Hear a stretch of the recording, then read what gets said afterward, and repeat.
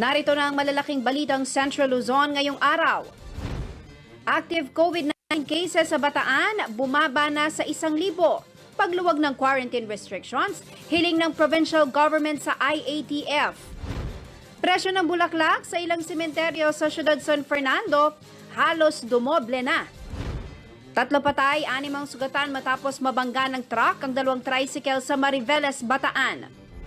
At Department of Finance, iniutos sa BIR na subaybayan at buwisan ang mga online sales o digital transactions.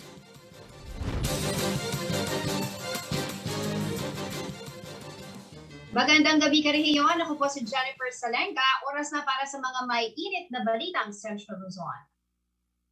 Baha at masukal na ang ilang sementeryo sa Santo Tomas, Pampanga. Ang baha, bunsod pa raw ng mga nagdagang ulan itong mga nakaraang linggo. Kaya ang ilan sa ating mga karehiyon na bumisita sa puntod ng kanilang mga yumaong mahal sa buhay, sadya raw nahirapan. Si Rainiel Pawid ang report.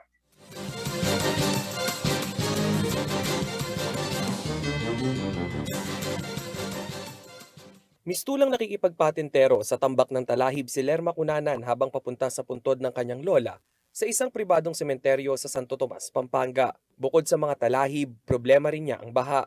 Medyo malaki po yung tubig banda doon. Hindi po kami sa mga baba dahil may mga tubig tas hindi mo alam kung may aso. Kaya medyo hindi kami bumaba sa mga taas na lang kami ng puntod. Hiling ni Lerma sa pamunuan ng naturang pribadong sementeryo. Yung mga talahib matanggal para po sa ng mga tao para sa seguridad po para kahit na nag-iilaw ka, malinis pa rin. Sa kabilang bahagi ng sementeryo ay bumisita rin sa kanyang lolo't lola si Mark Andre Cunanan. Gaya ni Lerma, pahirapan din umano ang pagpasok rito dahil sa bungad pa lang ay baha na ang sumalubong sa kanila. Medyo po baha, pero meron pong alternate na daan para po makadaan po yung mga ibang bibisita sa mga mahal nila sa buhay. Sana po matambakan po, tsaka po maayos po yung daan. Wala pa naman tugon ang pamunuan ng naturang sementeryo hinggil sa issue.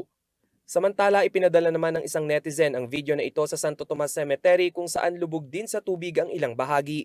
Sa mensaheng ipinadala ni Santo Tomas Mayor Gloria Ronquillo, sinabi niyang magpapadala na agad ng panambak sa mga inirereklamong sementeryo kahit pa pribado ang ilan sa mga ito. Sa darating na November 1 at 2 ay hindi pinahihintulutan ng pagbisita sa mga sementeryo sa buong bansa. Alinsunod na rin sa rekomendasyon ng National IATF. Ito'y upang hindi na magkaroon ng COVID-19 transmission at magresulta sa panibagong virus surge. Rainiel Pawid, CLTV News. Halos dumoble na ang presyo ng mga ibinibentang bulaklak para sa patay sa siyudad San Fernando. Ang ilang tindera, mayroon daw diskarte upang kahit papaano mapababa ang presyo ng paninda at maging patok pa rin sa masa. Alamin ang presyo ng mga bulaklak sa ulat ni Paulo G. Santos.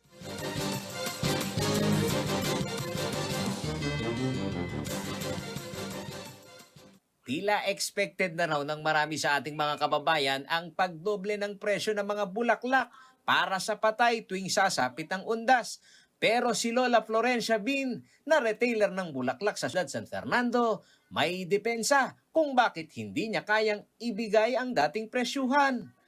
Anya, ang chrysanthemum na dating nakukuhang 80 kada bungkos, ngayon ay umaabot na ng 300 hanggang 300 pesos. Triple ngayon. Kung noon nakukuha namin ng 80, ngayon 300, 350. Apat anya na flower arrangement ang nagagawa dito na may halagang 250 pesos kada isa. Pero dahil sa paghihigpit na rin ng sinturon ng kanyang mga regular na parokyano, dinadagdagan na lang daw ng dahon para magkaroon ng pagpipilian ng mga customer na presyong masa na 150 piso. Ilan po yung nagagawa natin? Apat.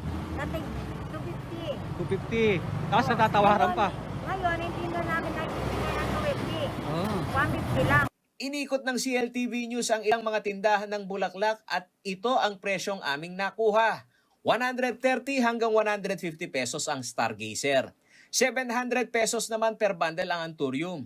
250 per bundle ang Angel's Breath. 200 piso ang 12 pieces ng Red Roses at 150 pesos naman ang White Rose. 300 pesos naman ang 12 pieces ng Chrysanthemum at 650 hanggang 700 pesos ang bundle ng orchids. Dahil sa malaking halaga ng puhunan sa bulaklak, ang ilang mga retailer nagsari-sari na rin ng mga paninda. Bukod sa consignment na kandila, dinagdagan ng pamatid-uhaw gaya ng tubig, kape. Kumpleto rin ang mga merienda gaya ng mga kakanin, gayon na rin ng candy at sigarilyo. Kandila, bulaklak, yan soft drinks, sigarilyo. Sa sipag at sigla ng mga kabalen na magpunta ng maaga sa sementeryo, nakaapekto ito sa lakas ng kita ng mga maliliit na negosyante. Bagamat sapat naman umano kahit papaano, ibang-iba pa rin ang kita kaysa noong walang pandemya. Dagdag naman ng ilang mga retailer ang panindang bulaklak sa bangketa, hindi gaya ng nakapwesto, na ikukonsidera ang pagtawad sa mga umaaray na parokyano. Okay din, pero hindi masyado, hindi kagaya noon. Samantala, paalala ng mga otoridad, bawal ang pagpasok ng mga menor de edad sa sementeryo. Ipinagbabawal din ang pagdadala ng kahit anumang matalim na bagay sa loob ng sementeryo. Magsasara naman ang sementeryo simula October 29 at dito sa siyudad ng San Fernando ay hanggang November 3. Paolo G. Santos, CLTV News. Sa pagbabalik ng CLTV News, active COVID-19 cases bumaba na sa 1,000. Pagluwag ng quarantine restrictions hiling ng provincial government sa IATF. Olongapo City walang naitalang bagong kaso ng COVID-19 sa loob ng 2 araw. Ang Department of Finance iniutos sa BIR na subaybayan at buwisan ang mga online sales sa digital transactions. Manatili nakatutok para sa iba pang mga nangungunang balita ngayong araw.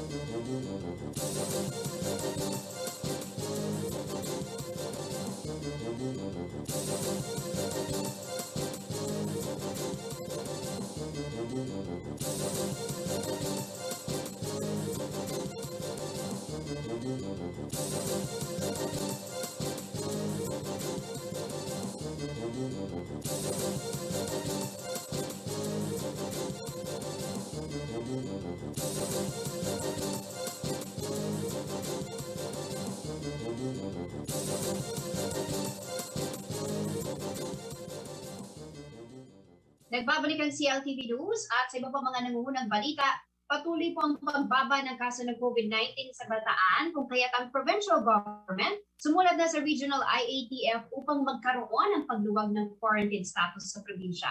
Ito'y malaking hakbang upang makabalik na rin daw sa operasyon ang ilang negosyo at maging ang turismo. Ang detalye ng balitang yan, tinutukan ni Reniel Pawin.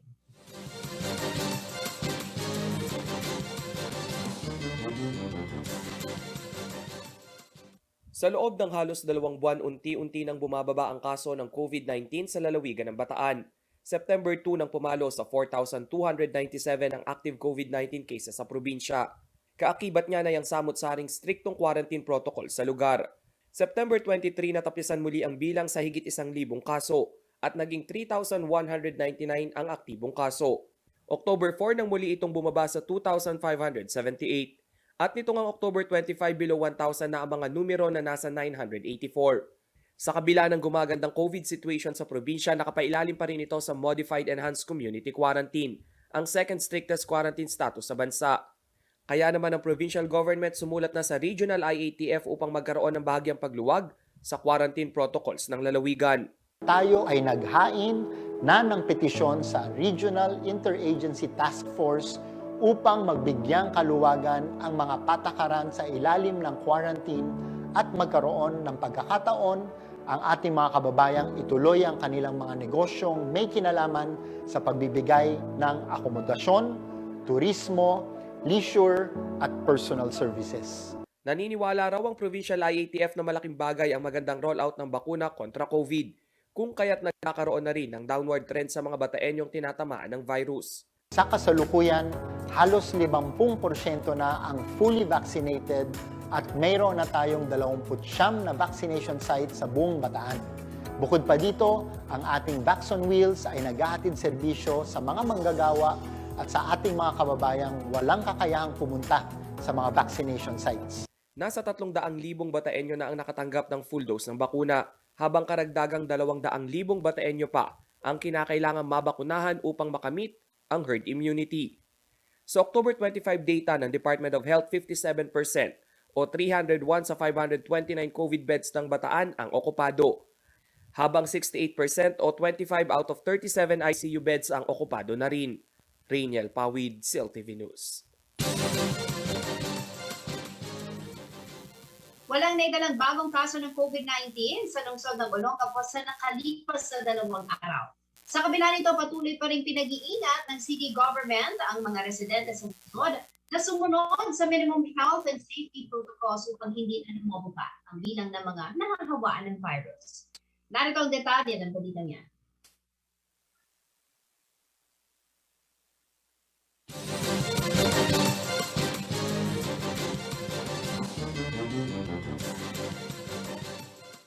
Sa loob ng 2 magkasunod na araw, walang naiulat na bagong kaso ng COVID-19 sa Olongapo City. Itong buwan, downtrend o pababa ang pinapakita ng datos itong October 25 sa lugar.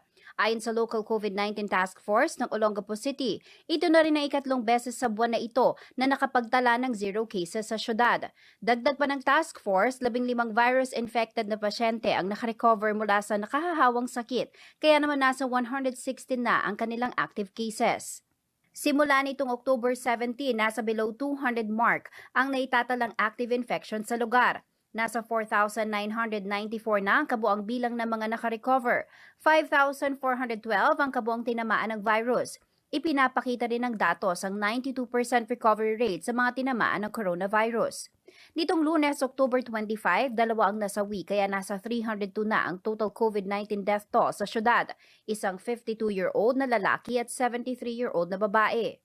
Samantala, tuloy-tuloy naman ang vaccination drive sa Olongapo City. Isa sa paraan ng syudad upang mapabilis pa ito, ang Olongapo City COVID-19 Vaccination on Wheels para sa senior citizen na hindi makapunta sa mga vaccination site. Nakaschedule ang Vaccination on Wheels sa Barangay Barreto ngayong araw at tutungo naman sa Barangay West Bahak-Bahak sa October 28. Aarangkada ang Olongapo City COVID-19 Vaccination on Wheels alas 8 hanggang alas 11 ng umaga. As of October 22, umabot na sa 76,895 ang nakatanggap ng first dose ng COVID-19 vaccine sa Olongapo City. 8,689 ang nabakunahan ng Janssen, 45,354 naman ang nakakumpleto na ng pangalawang bakuna. Jennifer Salenga, CLTV News. Inatasan ng Department of Finance ng Bureau of Internal Revenue o BIR na buwisan ang mga online sales sa digital transaction.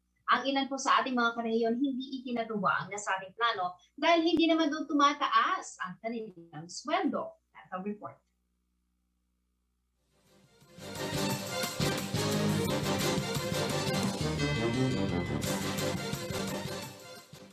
Magtatalaga ng dedicated unit ang Bureau of Internal Revenue o BIR na susubaybay sa digital sales transaction at makuhang tamang taxes due o buwis mula sa mga produkto at serbisyo. Sa pahayag nitong Martes, sinabi ng Department of Finance na ipinag-utos si Secretary Carlos Dominguez III sa BIR na bukod sa pagtatalaga ng dedicated arm na susubaybay sa taxpayers sa kanilang kinikita online, kailangang matuto sa foreign counterparts kung paano epektibong binubuwisan ang mga ganitong transaksyon overseas. Ayon kay Internal Revenue Commissioner Cesar Dulay, tinitignan na raw ng National Investigation Division ng BIR ang inisyal na pagseset ng task force na magmomonitor ng online sales. Sinabi rin ni Dominguez kay Dulay na dapat kumonsulta sila sa counterparts sa Russia at South Korea kung paano ang tama at epektibong pagbubuwi sa digital transactions. Kailangan daw makasabay ng Pilipinas dito dahil simula ng magkapandemya, dumami ang online sellers dahil na rin sa mga hakbang na ipinatutupad bilang pag-iingat sa COVID-19 transmission. Nauna nang iniulat ng DOF na nasa 2,282 online-based businesses, retailers at service providers ang nagparehistro upang bayaran ng tamang kanilang buwis. Samot-sari naman ang naging reaksyon dito ng ating mga karehiyon at mga netizen. Sigurado po tataas na naman po yung mga bibilhin sa online sell.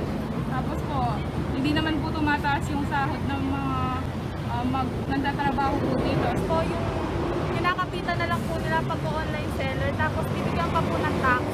E di mas mababawasan po yung kita nila. Nakakaawa po yung mga online seller natin kasi po konti lang po yung kinikita na tapos papatok pa po ng buwis. And then, syempre po dadagdag din naman sa babayaran natin yun, yung kukunin ng mga online seller sa atin yun. Okay lang po din naman po kasi mas mabilis po kasi yung transaction pag ginagamit. Jennifer Salenga, CLTV News. Sa pagbabalik ng CLTV News, kilalanin ang senatorial candidate para sa May 2022 elections sa si Dr. Benita Padilla. 3 patay, 6 sugatan matapos mabangga ng truck ang 2 tricycle sa Mariveles, Bataan. Manatiling nakatutok at magbabalik ang CLTV News.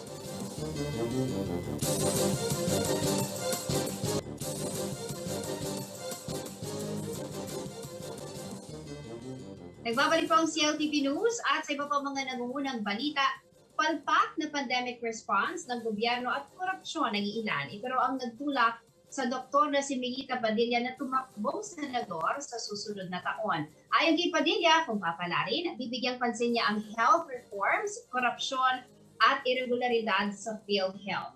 Tumatakbo po si Padilla sa ilalim ng partido ni Senator Panfilo Lacson at Senate President Tito Soto. Upang higit po natin siya makilala, makakasama po natin ngayon sa CLTV News si Dr. Benita Padilla, senatorial candidate sa 2022 elections. Magandang gabi po sa inyo, Dr. Welcome po sa CLTV News. Magandang gabi, Jen, sa iyo at sa mga nanonood sa atin ngayong gabi. Yes. Allow me to thank you po, Doktora. No? Saludo po tayo sa ating mga frontliners ngayong panahon ng pandemya, no? At hindi po biro ang inyong trabaho ngayong panahon na ito. So thank you very much for your service, Doktora. At saludo po tayo sa lahat ng ating frontliners. Kumusta po kayo? Mabuti naman, Jen. Sa awa ng Diyos, hindi pa ako nagkaka-COVID. Kahit marami kang pasyente, meron no, operahan, no? You cannot help it. No? Pero tama ka, Jen. Ako especially, naaawa ako masyado sa ating mga healthcare workers, no? Na talagang nakasubsub doon sa COVID, sa ICU, from the doctors to the nurses, to the nursing aides, pati sa mga medtechs, no? Pati janitors, lahat yan, kasama yan. Healthcare workers, lahat yan, no? Difficult, no? But that's why, saludo ako sa kanila, lalo na, no? Okay? Yes. Kayo po, Doktora, isang ophthalmologist, tama po ba? Yes. Nag-o-opera, gagamot at nag-o-opera ng mata for the last 30 years. 34 years akong doktor and 30 years ophthalmologist. No?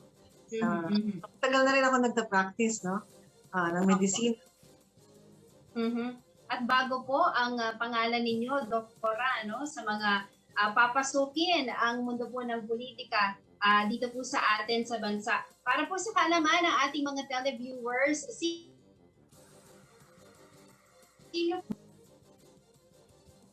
Sorry, medyo choppy, ano, Jen? Opo, Doc. Tulad po ng nabanggit ko, bago po kayo sa larangan ng politika, bago po ang pangalan ni Dr. Mingita sa mundo po ng politika, para po sa pakanan ng ating mga televiewers, ng ating po mga manonood, Doktora, ng ating mga karehiyon, dito po sa gitnang Luzon, sino po ba si Dr. Mingita Padilla? Salamat sa tanong na yan, Jen. No? Well, ako po ay isang doktor. I've been practicing nga for about 34 years bilang isang doktor.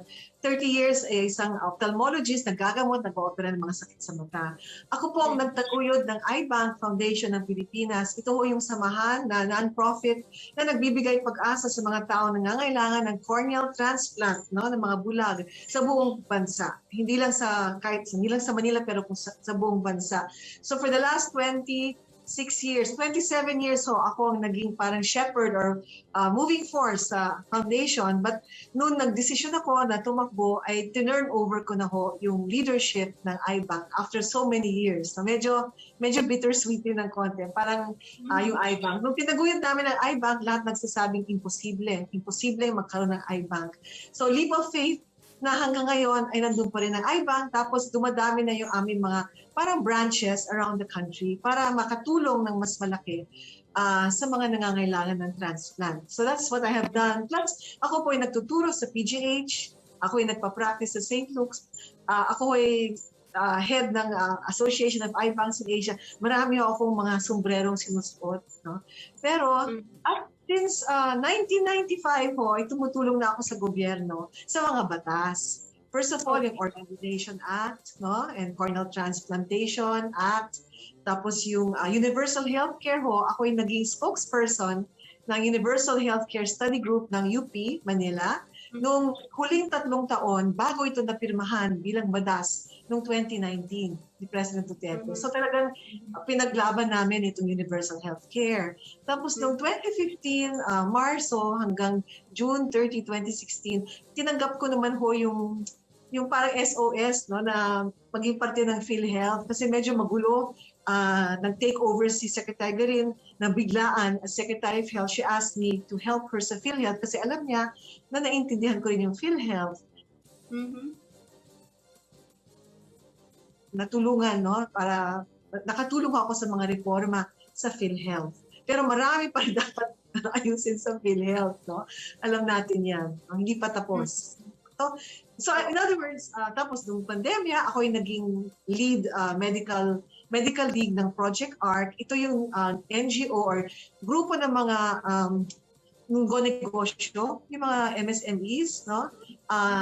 Tinulungan ho namin sila para makabukas ulit, no, at para makabangon ng ekonomiya even during the early part of the pandemic sa pamamagitan ho ng mga testing para magkaroon sila ng kumpiyansa kung paano unti-unting magbukas. So we also made testing, all sorts of testing, no, from antibodies, PCR, antigen na accessible, no, abot kaya at available at accessible sa Pilipino.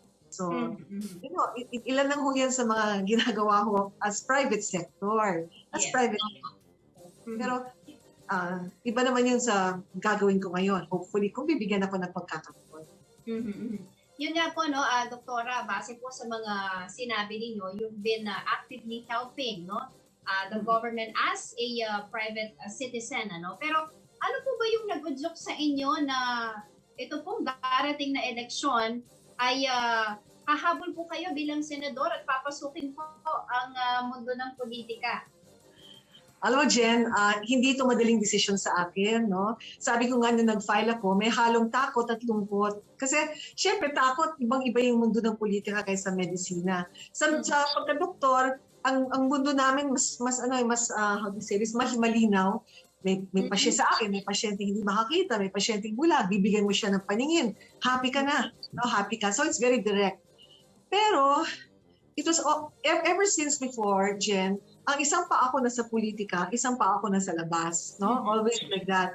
Pero ang dami ng tao nagtatanong sa akin, sige, pumasok ko na, mag-senador ko na, since bata pa ako, no? Pero sinasabi ko palagi, dito na lang ako, mas makakatulong ako, wala pa akong karapatan, o hindi ko type yan, until the pandemic struck, sa pandemya mismo. Because marami kaming frustrations bilang mga doktor. No? Ang feeling namin kulang ng sense of urgency, tapos may mga bagay-bagay na mas nakaka-frustrate sa amin. No? Laging may tug of war, may mga talagang sincere at dedicated sa gobyerno. Meron din namang mga iniisip ay profit o gumagawa ng pera. Naglalaban yung dalawang forces, naiipit kami. No? So may mga delays, etc. etc. So I saw this firsthand. No? Tapos nakaka-apekto ito sa kalusugan. May mga namamatay dahil sa delays, pati sa vaccines, medyo delayed. No? So, pero tuloy pa rin ang tulong namin, tulong pa rin kami ng tulong, kahit frustrated. Wala, we have to help. Kasi doktor kami, that's our job and that's our duty. And we always help. Kung doktor, kahit anong administrasyon, tumutulong kami. Kahit alam namin itong isang politiko ay medyo may reputation na hindi masyadong maganda, tumutulong pa rin kami. No? But ang last straw is itong mga Senate hearings na natuklasan, noong mga panahon, umiiyak yung mga healthcare workers, kulang ng PPEs, na ganyan-ganyan, no?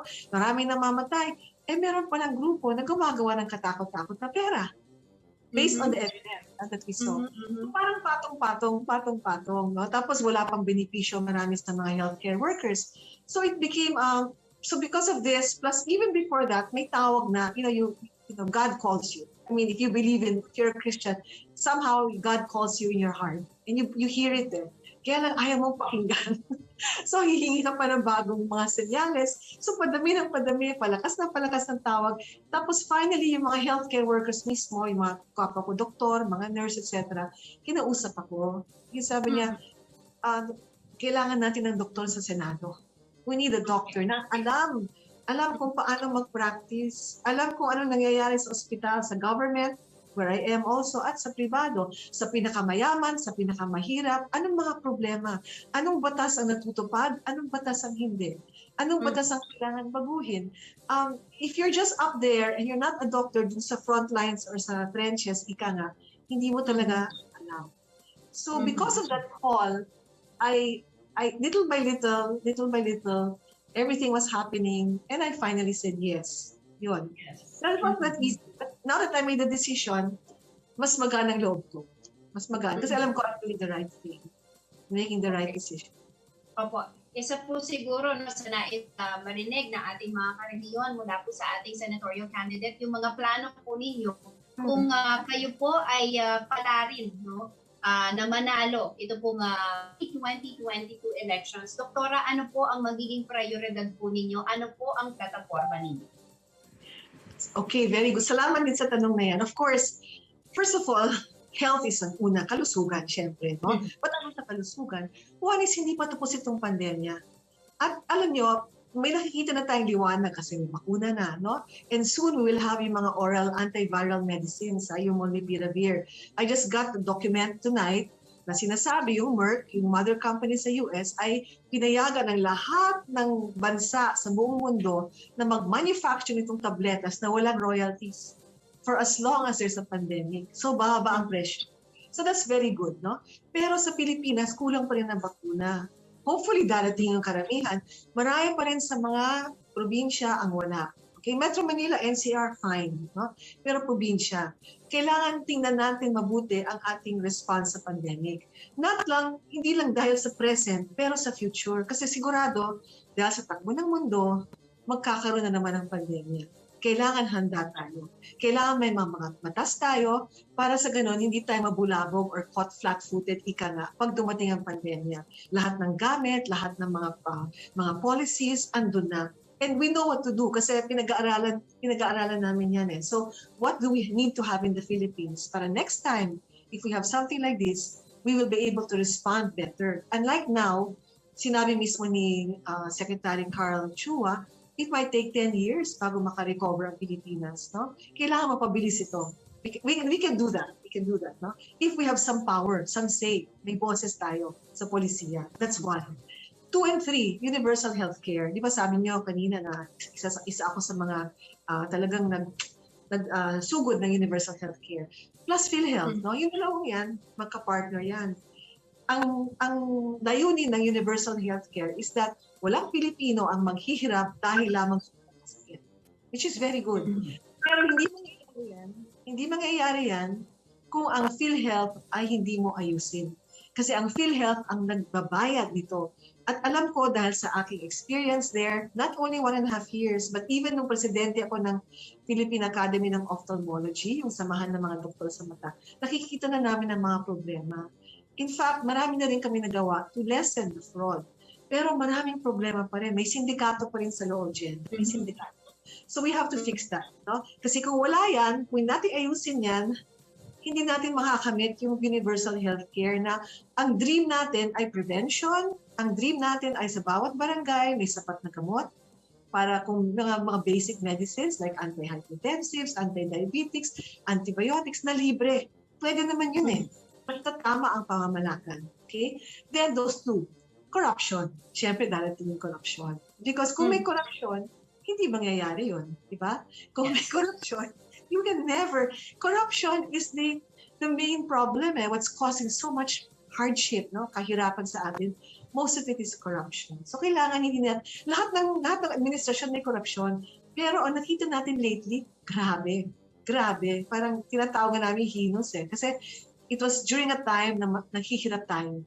No? Panahon pa po ng pandemya. Panahon ng pandemya, ang dami namamatay, ang dami naghihirap. Tapos yung ibang tao ay iniisip, kumikita ng garapalan, no? Kumikita ng pera at our expense. So that's really grabe. Hindi natin pwedeng palampasin yan. Okay? We have to make sure it doesn't happen again. The other one is, para sa mga bata, no? Digital knowledge. Kasi we know, importante yung internet sa buhay natin, especially sa mga bata. Di ba doon na nila natututunan ang buong mundo eh. Their life is virtual. Unlike tayo, no bata, at least kami, naglalaro kami sa labas, nagpapatintero, nag-hide and seek. Ngayon, it's virtual. So, okay, ang internet is very good, but there's also a lot of predators. Marami ding fake news. Marami ding bullying. No? So, kailangan bigyan natin ng sandata ang mga bata, armas, kung paano nila mapoprotektahan ng kanilang sarili, pati mga magulang. Education, DepEd ito. You have to arm our children, digital education, so that they don't fall prey. Ang daming predators now, especially during the pandemic, because the life of the child was mostly in the internet. No? So mental health and digital knowledge. No? Tapos, isa pa is farmers and fisherfolk. No? Marami ako nakakausap ng mga magsasaka at mga isda. At alam mo, nakakaawa ang ating mga magsasaka muna. No? Marami sa kanila want to give up. Ayaw na nilang magsaka ng kanilang mga palayan, yung taniman, kasi parang ang feeling nila, hindi sila umaangat sa buhay. They remain poor. Nananatiling silang mahirap. And they don't tell their children, wala silang pride of what they're doing, when in fact, they should be proud because they're supplying our food. So ano mangyayari ngayon kung hindi natin aalagaan ang ating mga magsasaka? So we need food security. So taking care of the farmers and the fisherfolk para magkaroon ng food security, para hindi tayo dependent sa ibang bansa para sa pagkain. If we are dependent on import, we're being very vulnerable, mahina tayo, nakakatakot. No? And of course, kailangan alagaan natin yung mga lowest, the poorest of the poor. And now, it's the farmers. How ironic, di ba? They take care of our food. Tapos, well, I have to also strengthen organ donation, no? And then, may listahan kasi ako dito eh. Tapos, of course, the healthcare workers. Kailangan alagaan natin ng healthcare workers. Most important, kasi ang tanong ko nga nung nag-file ako ng aking COC, sino nag-aaruga sa mga nag-aaruga sa bayan? Tila wala. No, we have to take care of our healthcare workers so that hindi na sila mag-abroad, so that mananatili silang ganado. Alagaan tayo. We don't run out of healthcare workers. Kasi kami, mga doktor, kung wala kami mga support staff, lumpo kami, lumpong ospital. So during the height of the surge, may mga ibang wards kinailangan na magsara kasi kulang ng staff. Kulang talaga. So we cannot let this go on. And many things, I'm not yet finished with it, but I think that gives you an idea na saan ako papunta. No, we have to, and to do that, marami tayong batas, Jen, na hindi na i-implement, hindi na ipapatupad. So, i-inventaryo ko muna yung mga batas na yan. Nandun na.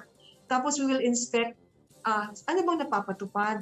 Tama ba ang pagpapatupad? Because marami dyan, mali.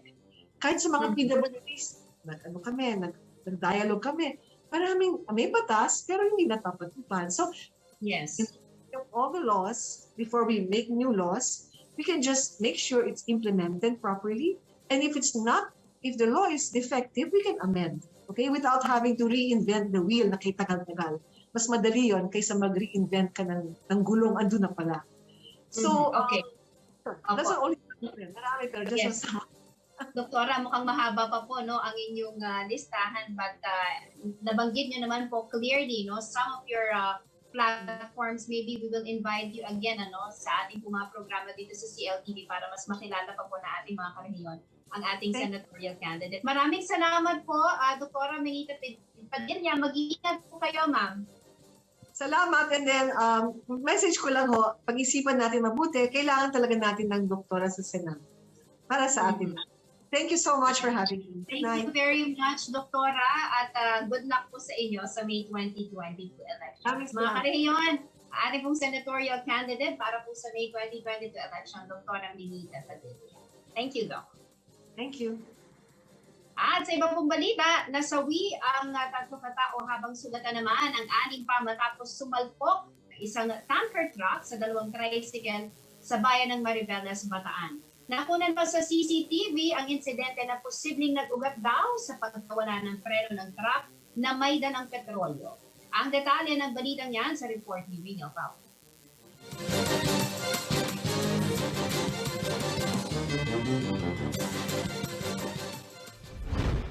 Tatlo ang patay habang 6 ang sugatan matapos suyurin ng isang tanker truck ang 2 tricycle nitong October 26 sa Barangay Baseco, Mariveles, Bataan.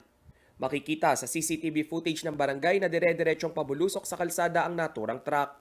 Nakilala ang mga nasawi na sina Rene Lansangan, 56 anyos at Rechen Rana Atencio, kapwa taga Sitio Palau, Barangay Baseco, at pawang mga pasahero ng isang tricycle na sinalpok ng truck. Patay rin si Eduardo Santos Jr., 46 anyos na taga-barangay Maligaya at driver naman ng pangalawang tricycle. Dead on the spot ang mga biktimang sina Lansangan at Santos, samantalang binawian ng buhay si Atencio habang ginagamot sa Maheseco Hospital sa naturang lugar. Ayon sa inisyal na investigasyon ng mga otoridad, posibleng nawalan ng preno ang truck habang binabagtas ang pababang bahagi ng kalsada. Laking pasalamat din ng mga residente sa lugar na hindi sumabog ang truck na may lamang petrolyo. Naharap naman sa patong-patong na kasong multiple homicide, multiple physical injuries at damage to property ang driver ng tanker truck na kasalukuyang pa rin nasa pagamutan. Rainiel Pawid, CLTV News. Sa pagbabalik ng CLTV News, mga bakunado di na kailangan ng RT-PCR test result para makapasok sa mga sementeryo sa siyudad San Fernando. Manatili nakatutok at magbabalik ang CLTV News.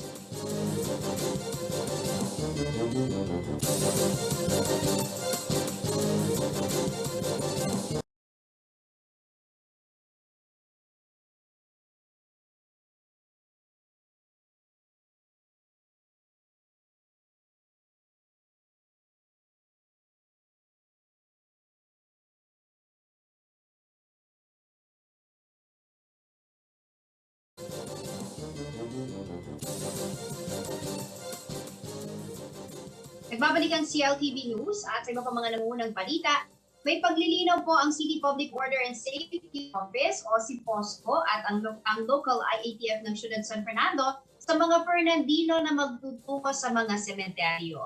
Mas magiging maluwag umano sila sa mga bakunado at hindi naghihingan pa ng RT-PCR test result sa kanilang pagdalaw sa mga yumaong mahal sa buhay. At ito ang report.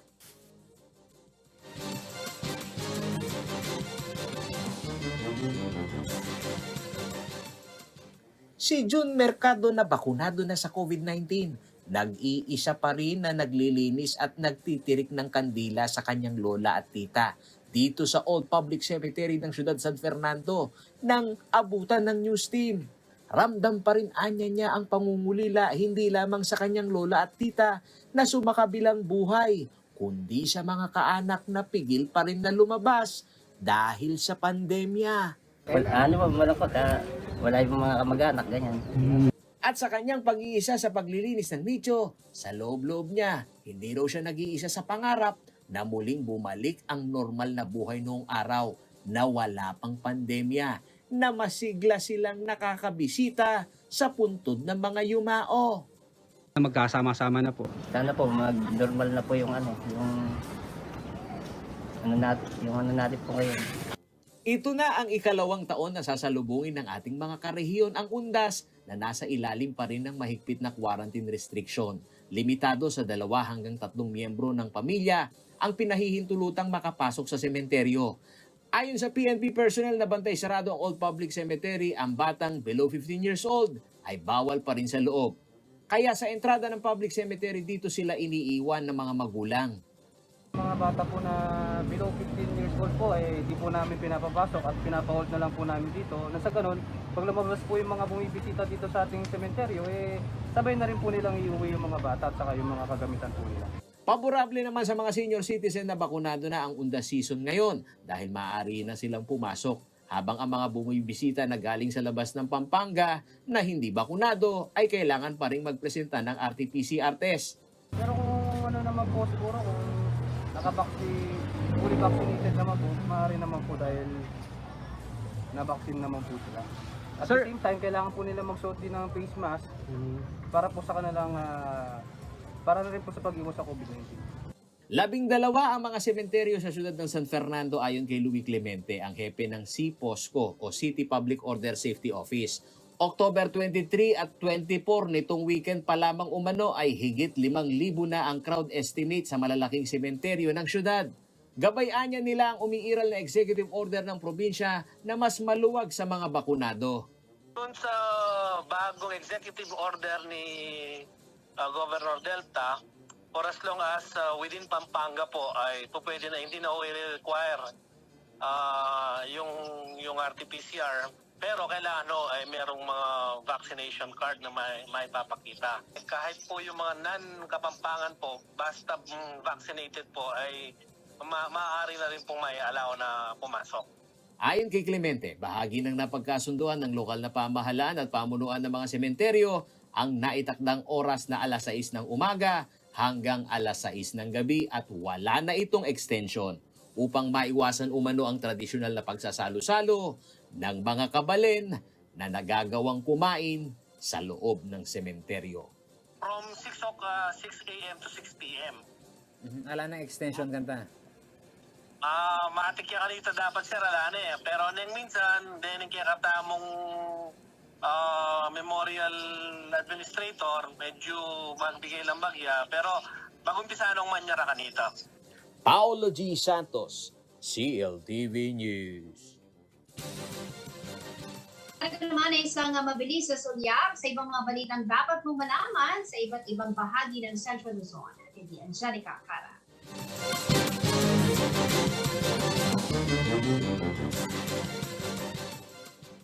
Walumpung Special Action Force o SAF troopers ang sumailalim sa training na ginanap sa dating Clark Air Base Hospital sa loob ng Clark Freeport. Bahagi ang pagsasanay ng Urban Counter-Revolutionary Warfare Course na nagtagal ng 2 araw. Dito nagkaroon ng simulation exercises on building assault bilang parte ng kanilang specialized training upang mapaigting ang kanilang operational capabilities. Kasama sa kanilang ensayo ang application of techniques, tactics, and procedures of close quarter battle. Sinunod umano nila ang minimum health protocols na kailangan lalo na ngayon ay panahon pa rin ng pandemya. Ayon kay SAF Director Police Major General Felipe P. Natividad, malaki ang pasasalamat ng PNP SAF kay Clark Development Corporation President and CEO Manuel R. Garland at pinahintulutan silang mag-ensayo sa Clark. Sa iba pang balita, wagi ang Lawi High School sa Kapas sa 2021 Consumer Welfare Month Contest ng Department of Trade and Industry o DTI Tarlac. Naiuwi nila ang pagkapanalo sa virtual quiz bee at online poster making habang ang Baras-Baras High School Tarlac City naman ay nasungkit ang top prize of vlogging. Irerepresenta ng Lawi High School at Baras-Baras High School ang Tarlac sa regional contest. Ayon kay DTI Provincial Director Agnes Ramirez, malaki umano ang tulong ng mga ganitong patimpalak na may temang Digital Consumers the New Normal upang magkaroon ng kaalaman ng ating mga karehiyon sa consumer protection lalo na't madami ang mga transaksyon na nagaganap online. Samantala, nasa 315 na residente ng San Marcelino, Zambales ang nabiyayaan ng cash for work ng Department of Social Welfare and Development o DSWD. Kasama ito ng Risk Resiliency Program under Climate Change Adaptation, kung saan nagsagawa ng community gardening at tree planting ang mga benepisyaryo. Ayon kay Municipal Social Welfare and Development Office Head Sara Soria, layo ng programa na magkaroon ng partisipasyon ng komunidad sa pagbabago ng ating klima at pagtulong sa pagpreserba ng ating kalikasan. Malaking tulong ang pagkakaroon ng pirmihang pagkukuhanan ng makakain, lalo na sa kasalukuyang sitwasyon dahil sa pandemya. Nakatanggap ng 3,150 pesos kapalit ng kanilang pagtatrabaho ng 10 araw ang mga benepisyaryo. Angelica Cara, CLTV News. Alamin naman po natin na magiging lagay ng panahon bukas mula kay Ginoong Manny Esguerra, ang Chief Weather Forecaster ng Pag-asa.